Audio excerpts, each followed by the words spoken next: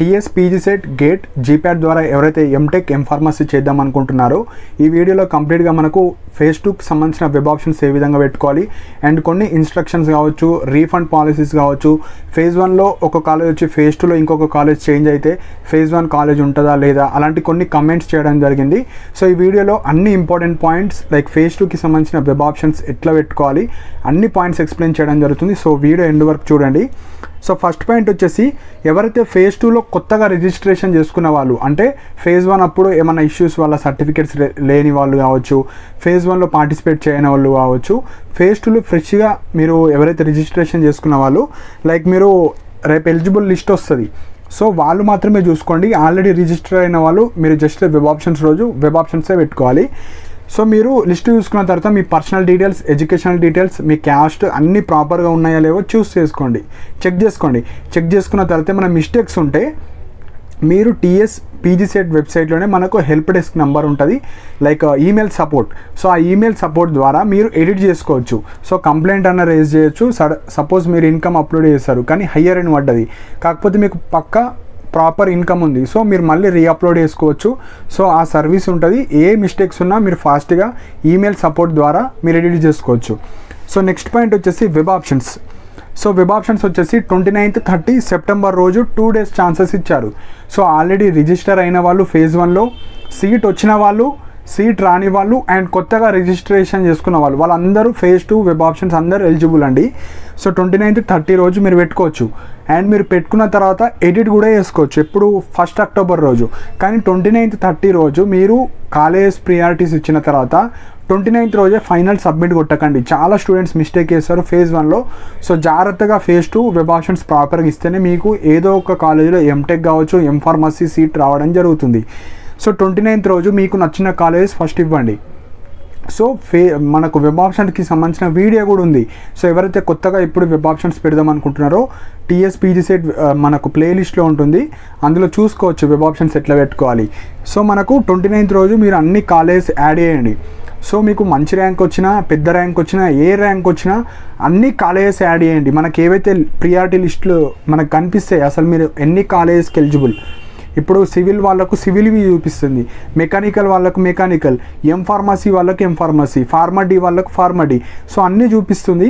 మీకు నచ్చినవి first add చేయండి, దాని తర్వాత రిమైనింగ్ ఏవైతే ఉన్నాయో అన్నీ యాడ్ చేయండి. సో చాలా స్టూడెంట్స్కి సీట్ రావడానికి లైక్ సీట్ రాలేదు ఫేజ్ 1లో. సో వాళ్ళు చేసిన మిస్టేక్స్ ఏంటంటే కొన్ని కాలేజెస్ మాత్రమే పెట్టడం. ఎందుకంటే ఇక్కడ రిజర్వేషన్ ఒకటి ఉంటుంది, మళ్ళీ సీట్స్ ఎన్ని ఉంటాయి, మళ్ళీ స్పెషలైజేషన్స్ సో చాలా తక్కువ ఉంటాయి. మనకు బీటెక్, బీ ఫార్మసీ లాగా ఎక్కువ సీట్స్ ఉండవు. సో చాలా తక్కువ ఉంటాయి కాబట్టి ఉమెన్ రిజర్వేషన్ ఉంటుంది.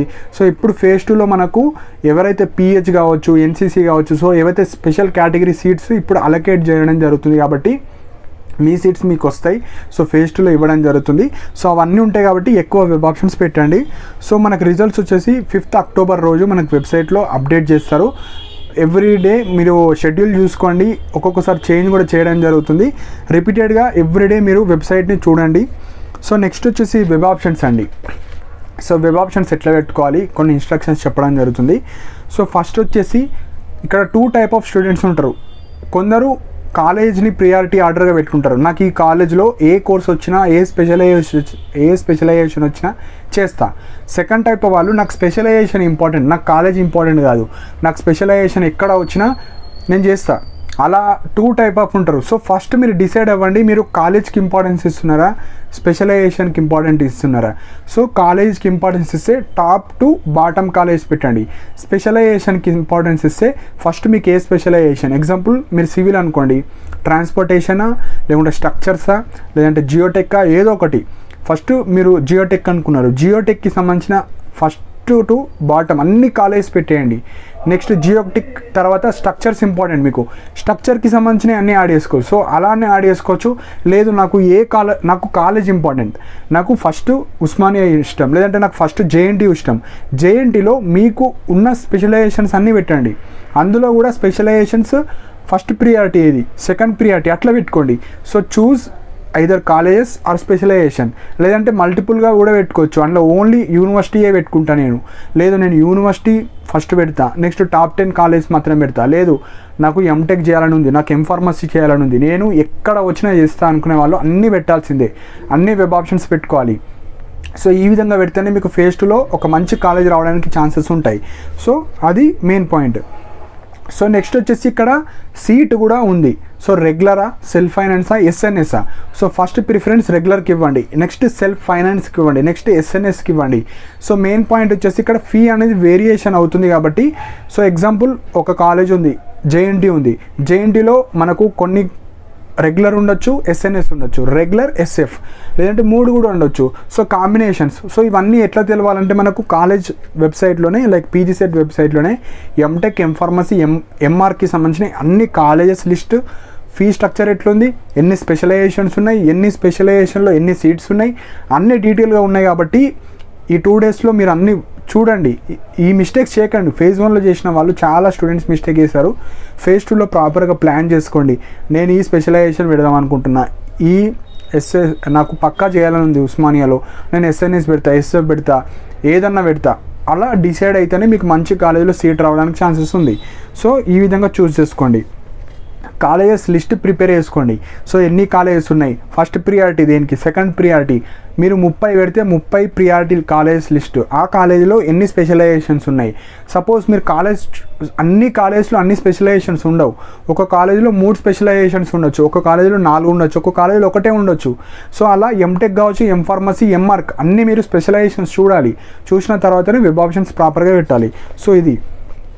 అండ్ ఇంకొక మెయిన్ పాయింట్ ఏంటంటే, మీకు ఫేజ్ 1లో సీట్ వచ్చిన వాళ్ళు ఫేజ్ 2లో మీరు పెట్టబోయే కాలేజ్ ఎట్లుండాలంటే, ఫేజ్ 1 కన్నా బెటర్ కాలేజెసే పెట్టాలి. సపోజ్ ఎగ్జాంపుల్ మీకు ఒక క్యాండిడేట్కి ఉస్మానియా యూనివర్సిటీ వచ్చింది. సో అతనికి ఒక ఛాన్స్ ఏముంటుంది, అతను వేరే యూనివర్సిటీ వాళ్ళంటే జేఎన్టీ యూనివర్సిటీ అన్న పెట్టచ్చు, లేదంటే ఉస్మానియా యూనివర్సిటీలను మంచి స్పెషలైజేషన్స్ మాత్రమే పెట్టుకోవాలి. మళ్ళీ నేను సిబిఐటి, విఎన్ఆర్ అవి అవసరం లేదు, మళ్ళీ పెట్టాల్సిన అవసరం లేదు.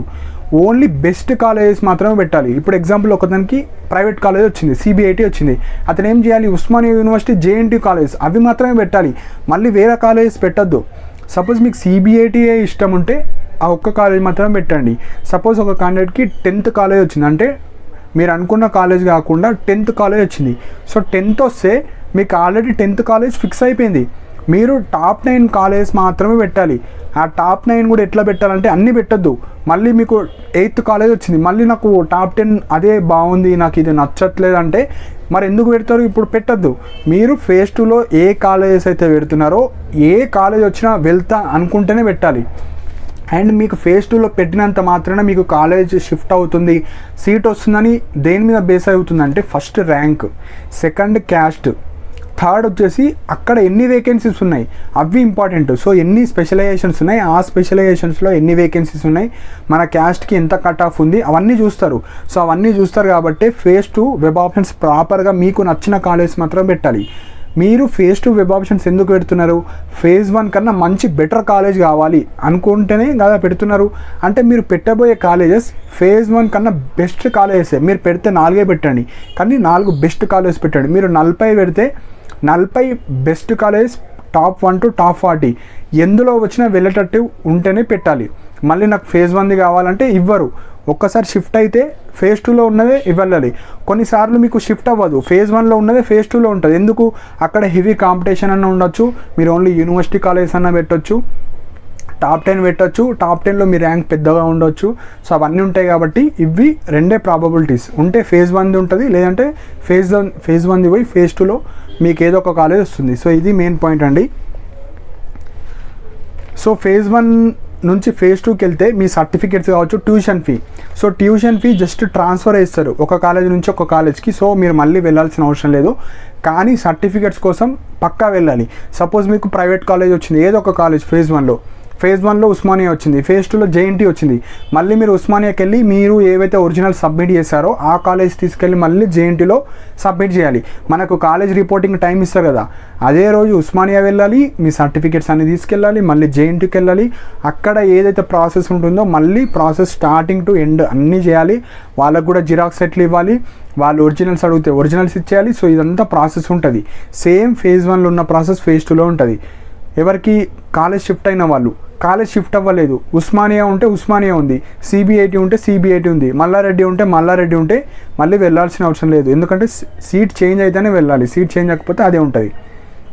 సో ఇవి main point. So next point వచ్చేసి మనకు టీసీ కావచ్చు, ఏవైతే అన్ని సర్టిఫికేట్స్ మళ్ళీ తెచ్చి మీ సెకండ్ ఫేజ్లో ఉన్న కాలేజ్కి ఇచ్చేసేయాలి. ఇప్పుడు మనకు అసలు ఏ కాలేజ్లో ఎట్లా కట్ ఆఫ్ ఉంది, సో ప్రాపర్గా మనకు వెబ్సైట్లో college wise provisional list candidate ఉంది. సో అలాట్మెంట్ ఆర్డర్ కింద ఇంకొక పాయింట్ ఉంటుంది, అందులో మీరు అన్ని కాలేజెస్ చెక్ చేసుకోవచ్చు. స్పెషలైజేషన్లో క్యాస్ట్ వైజ్ ఎట్లా కట్ ఆఫ్ ఉంది అవన్నీ ప్రాపర్గా చెక్ చేసుకోవచ్చు. చెక్ చేసుకొని మనకు ఏ కాలేజ్ రాబోతుంది, ఏ కాలేజ్లో ఎట్లా కట్ ఆఫ్ ఉంది, ఒక కాలేజ్ ప్రియారిటీ ఆర్డర్ మీరు చెక్ చేసుకొని ప్రిపేర్ చేసుకొని పెట్టుకుంటే మీకు బెటర్ అండి. నెక్స్ట్ ఏమైనా డౌట్స్ కావచ్చు, ఏమైనా ఎడిట్ ఆప్షన్ కావచ్చు, మీరు ఈమెయిల్ సపోర్ట్ ద్వారా మీరు ఎడిట్ చేసుకోవచ్చు.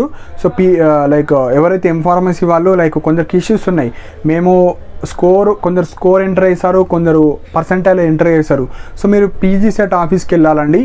సో మనం ఏం చేయలేము, మీరు ఆల్రెడీ 1 వీక్ అయిపోయింది. సో ఎవరైనా వెళ్ళిన వాళ్ళు ఉంటే కింద కమెంట్ సెక్షన్లో చెప్పండి. లేదంటే ఇప్పుడు యాజ్ ఇట్ ఈస్ ఎట్లుందో అట్లనే సీట్ అలాట్మెంట్ ఇస్తారు. సో స్టూడెంట్స్ కోసం వాళ్ళు ఏం పర్టికులర్గా చేయరు, మీరు ఫైట్ చేస్తే తప్ప. సో వెళ్ళండి, ఏమైనా రెస్పాన్స్ ఇవ్వచ్చు వాళ్ళు.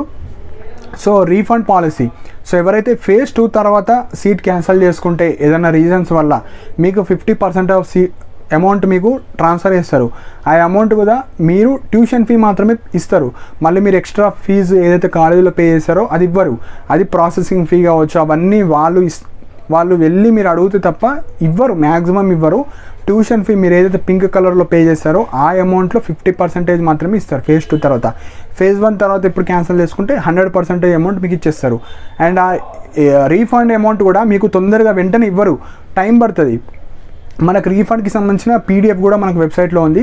సో దాంట్లో డేట్ కూడా ఉంది. సో ఇప్పుడే ఇవ్వరు, అది మీరు ఫిజికల్గా వెళ్ళి ప్రొఫెసర్ జి రామరెడ్డి డిస్టెన్స్ ఎడ్యుకేషన్కి వెళ్ళి అక్కడ ఇచ్చేసి దానికి సంబంధించిన డీటెయిల్స్ కావచ్చు, డాక్యుమెంట్స్ అన్నీ సబ్మిట్ చేసిన తర్వాత కొన్ని డేస్కి ఇస్తారు. సో ఇవన్నీ ప్రాసెస్ ఉంటాయి కాబట్టి చాలా లేట్ ప్రాసెస్ అది.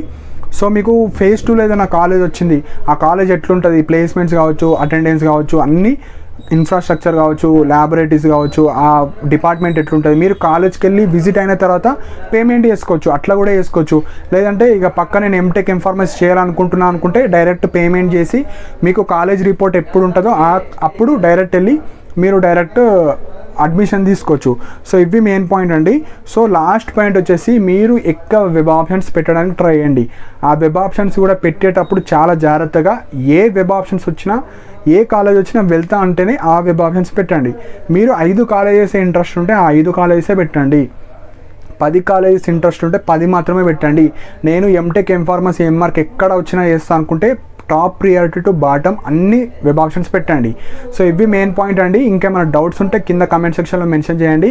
అండ్ ఫాస్ట్ అప్డేట్స్ కోసం నా టెలిగ్రామ్ ఛానల్లో జాయిన్ అవ్వండి. అండ్ టెలిగ్రామ్ ఛానల్కి సంబంధించిన లింక్ కూడా కింద కమెంట్ సెక్షన్లో మెన్షన్ చేశాను. కట్ ఆఫ్స్ అనాలిసిస్ చూసుకోండి, వెబ్సైట్లో ఉంటాయి. సో ప్రాపర్గా వెబ్ ఆప్షన్స్ అయితే పెట్టండి. సో ఇంకా ఏమైనా డౌట్స్ ఉంటే ఇందులో చెప్పనివి ఏమైనా ఉంటే కింద కమెంట్ సెక్షన్లో మెన్షన్ చేయండి. And thank you for watching my video.